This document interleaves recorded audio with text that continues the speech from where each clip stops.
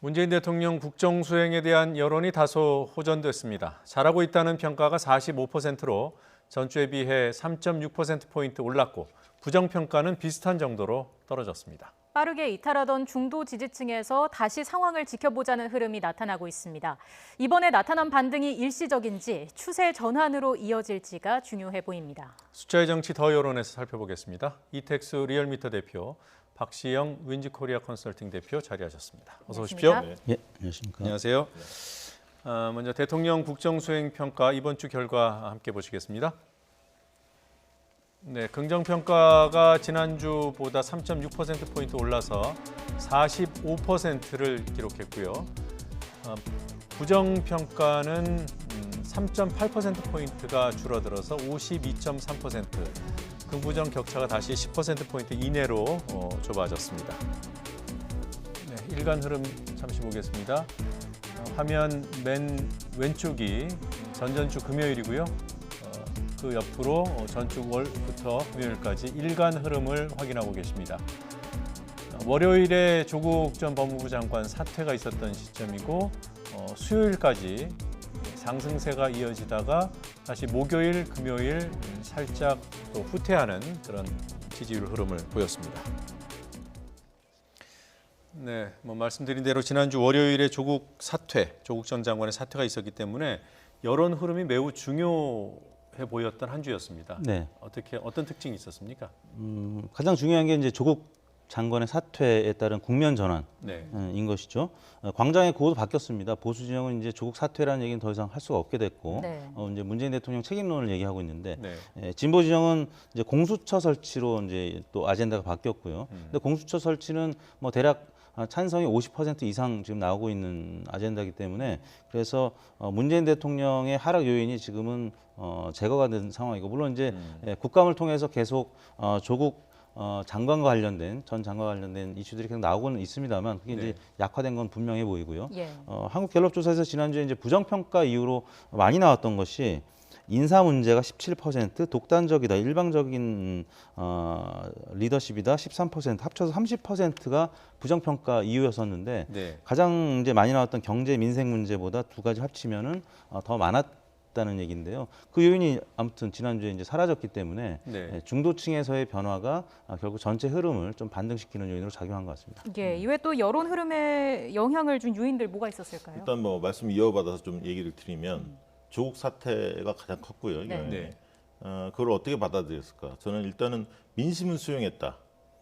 이걸 중도층들이나 이런 분들이 높게 평가한 게 아닌가 싶고요. 그다음에 이제 국면 전환 말씀하셨지만 이제 검찰 개혁이라는 이슈가 떠올랐고 그동안에 이제 조국 정국 속에서 다른 이슈가 나올 수가 없었습니다. 네. 근데 이제 공수처 법안 이런 것들을 한국당이 반대하는구나. 이런 것들이 이제 보이기 시작한 거죠. 네. 네. 세 번째는 대통령이 보이기 시작했다는 겁니다. 그 전에 조국 정국 과정에서는 대통령이 보이지 않았죠. 대통령이 무슨 말씀을 하거나 해외 순방 갔다 와도 효과가 나타나지 않았습니다. 예. 블랙홀이었죠. 조국 블랙홀이었는데 이게 이제 사태로 일단락이 되면서 다양한 어떤 이슈, 대통령의 워딩, 메시지, 행보 이런 것들이 좀 보이기 시작했다는 측면이고요.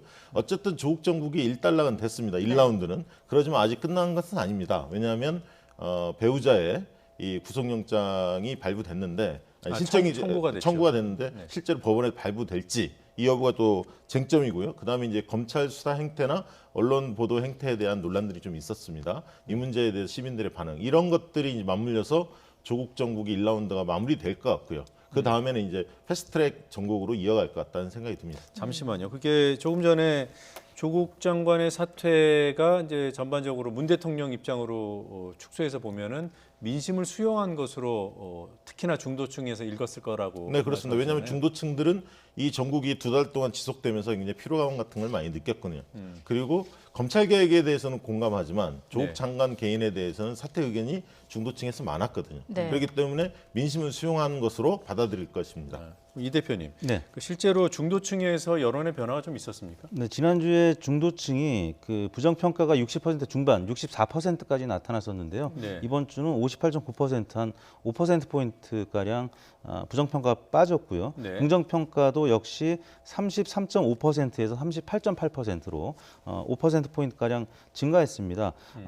나머지 이제 진보층이라든지 보수층은 각 진영별로 결집을 하는 모습이 계속 이어서 나타났고요. 진보층의 이제 긍정 평가는 2% 포인트 가량 증가한 76.5%로 4명 중에 3명이 문재인 대통령을 지지한다고 밝혔고 네. 보수층은 80.9%가 이제 부정 평가했는데 지난주에는 그보다 살짝 높은 82%까지 높아졌었는데 그런 부분들은 보수 진보 양측 뭐 크게 변화가 없었는데 중도층의 변화가 좀 컸다 이렇게 봐야 될 것 같습니다. 그렇습니다. 예. 그러니까 주초인 화요일, 수요일 날 지지도가 많이 올랐는데요. 결국 이제 월요일 날 발표했으니까 조국 사태가 네. 조국 사태가 끼친 효과 제일 크다 이렇게 볼 수밖에 없고요.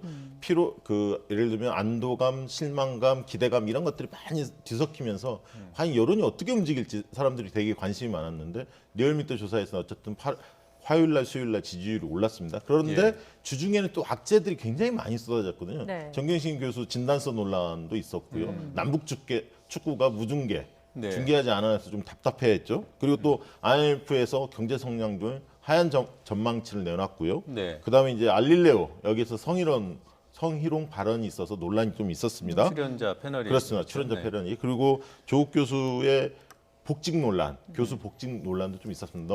바로 그 다음 날 그날 하다 보니까 그렇게까지 서두를 필요가 있었느냐 이런 이야기들은 좀 있었죠. 네. 그럼에도 불구하고 지지율이 안 빠진 이유는 아까 이제 조국 사태가 주는 메시지가 굉장히 컸고요. 두 번째는 저는 국회 방송에 대해서 패스트트랙 네. 관련해서 이 검찰이 압수수색을 했거든요. 네. 한국당한테 상당히 악재였죠. 그리고 대검 국정감사 과정에서 이 윤석열 총장께서 어떤 정부 때 그 수사를 검찰이 독립적으로 할 수 있었냐, 정권이 독립적으로 유지했냐, 이래서 MB 정부를 이야기하지 않았습니까? 쿨했다. 물론 특정 사건에 한정해서 얘기하긴 그렇습니다. 근데 했습니다만. 이것이 네. 일파만파 커졌죠. 그래서 이제 민주당 쪽이나 아니면 진보층들 같은 경우는 굉장히 좀 분개했고 배신감 이런 것들을 느꼈고 MB 때가 검찰 전성 시대 아니었느냐. 네. 그 정권과 많이 유착을 했었는데 너무 좀 뜻밖의 발언을 보면서 윤석열 총장에 대한 어떤 실망감 이런 것들이 상당히 커졌죠. 그리고 대통령이 수요일 날인가요?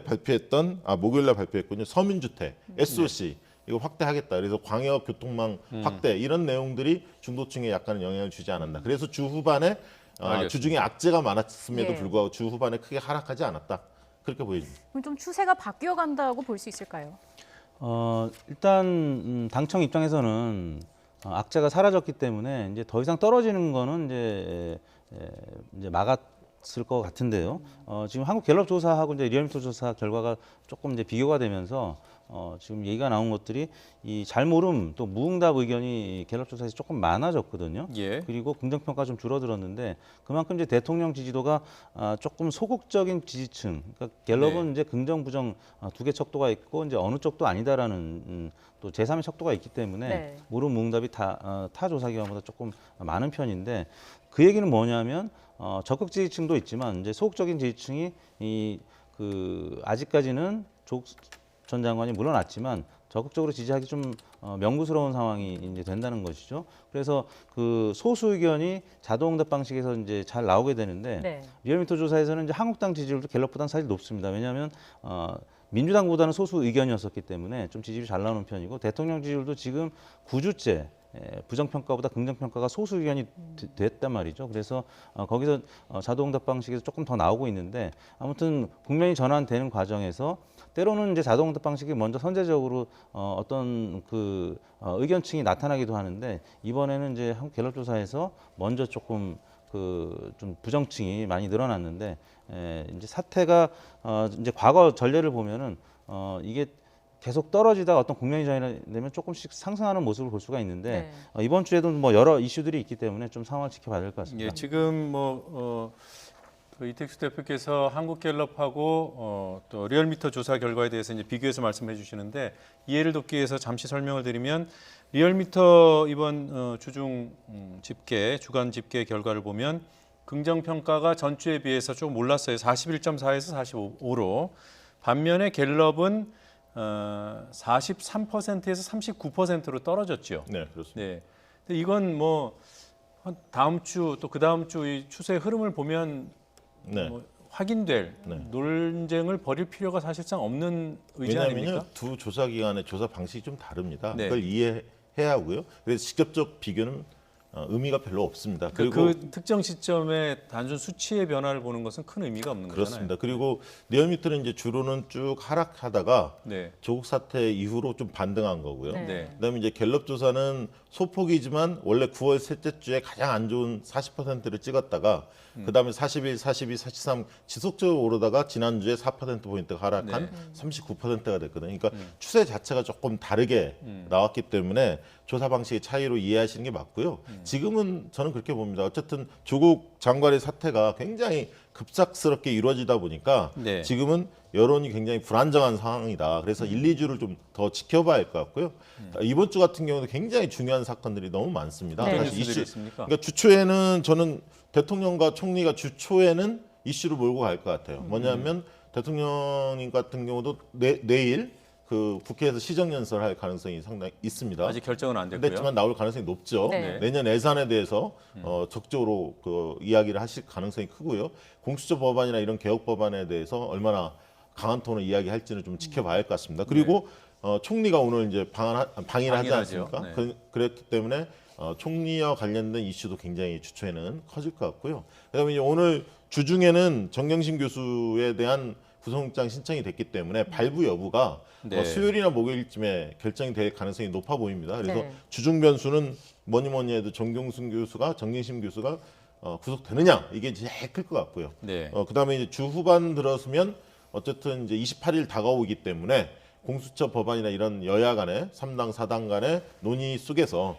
이런 어떤 개혁 법안에 대한 향배 이런 것들이 관심에 모아질 것 같습니다. 네.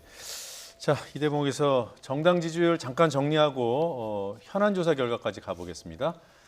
네, 민주당의 지지율이 대통령 지지율 상승과 흐름을 같이 한 것 같아요. 비슷한 정도로 올랐습니다. 39.8%, 40%에 육박하는 지지율로 집계가 됐고요.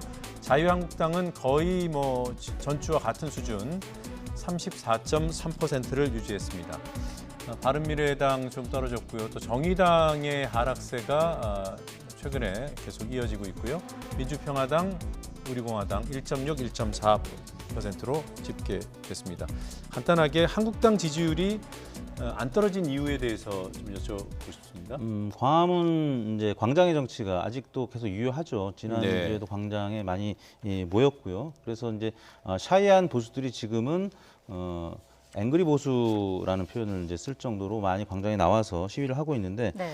이분들의 이제 움직임, 물론 이제 민주당에서는 당에서 직접 이런 시위를 주도하는 것에 대해서 불편한 심기를 감추지 않지만 일단 한국당 지지율은 34% 선으로 이제 오른 다음에 계속 유지하는 그런 모습을 보이고 있고요. 이게 광화문대 이제 서초동 혹은 이제 국회까지 시위가 이제 확산이 되고 있는데 이 광화문대 서초 이 구도로 가다 보니까 지금 제3, 4 정당들의 지지율은 빠진 편이고요. 네. 민주당과 한국당이 강대강 모드로 가고 있기 때문에 정의당 지지율은 빠지고 민주당 지지율이 오르는 그런 모습을 나타냈습니다. 예. 네. 자, 이어서 이번 주 현안 조사 결과도 짚어보겠습니다. 공수처 설치에 대한 여론을 물었습니다. 찬성 51.4, 반대 41.2, 약 10%포인트 차로 찬성이 우세했습니다. 자, 7개월 전 공수처법 등이 패스트트랙에 지정되기 전에 실시된 여론조사와 비교를 해보겠습니다. 3월 조사에서는 찬성 65.2, 반대 23.8이었습니다. 찬반 격차가 지금의 4배였습니다. 정치 성향별로 나누어서 변화를 살펴보겠습니다. 진보층의 경우 큰 변화는 없었습니다. 찬성이 조금 줄고 반대가 조금 높아졌습니다. 자, 반면 보수층의 경우에는 이번 조사에서 결집 현상을 보였습니다.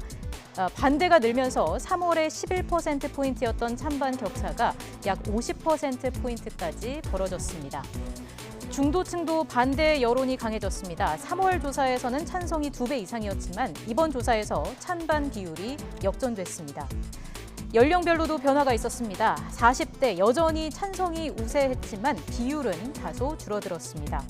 자, 50대 역시 변화가 있었습니다. 3월 조사 때는 찬성이 2배 이상 많았지만 이번 조사에서 찬반이 역전됐습니다. 19세 포함 2030 젊은 층에서도 찬성 비율이 다소 떨어지기는 했지만 여전히 공수처 지지층을 형성하고 있었습니다. 다만 변화는 제한적이었습니다.